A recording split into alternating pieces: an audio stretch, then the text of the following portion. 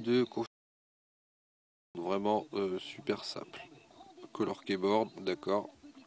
Ensuite, tu le mettras sur Enable, il sera comme ça, donc tu l'actives. Ensuite, à partir de Select Theme, tu choisis ce que tu veux. Donc celui que tu aimes bien, que tu m'as dit, bah, c'est celui-là. Si tu veux le voir au préalable, tu cliques sur la flèche bleue. Ça va te donner un screenshot de ton clavier. Juste le temps que ça charge, parce que comme tu peux voir, je suis en 3G. Voilà, donc ça te télécharge. Voilà, un screenshot de ton clavier. Donc tu reviens. Si tu veux celui-là, tu cliques dessus. Voilà, d'accord. Ensuite, tu reviens une fois en arrière.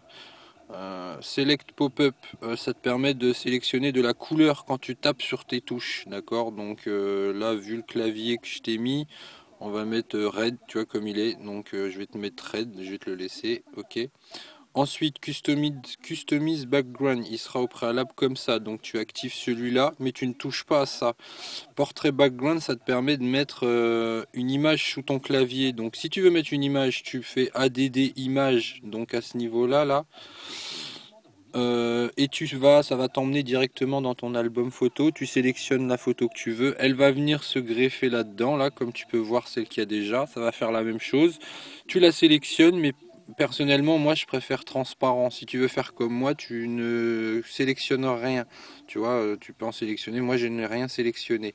Tu reviens en arrière, donc portrait background. Si tu veux de la transparence sous le clavier, je te conseille de ne rien mettre. Landscape background, c'est les bulles en fait. Personnellement, moi, j'y ai pas touché. Perso, tu vois, il n'y a pas de bulle. Il est activé, mais je n'y ai rien, je n'ai rien changé. Donc après, tu reviens en arrière, customize background. Donc c'est là qu'on vient d'aller. Donc il faut bien qu'il soit actif, hein, d'accord.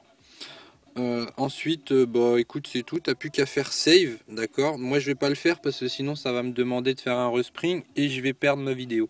Donc tu fais un respring.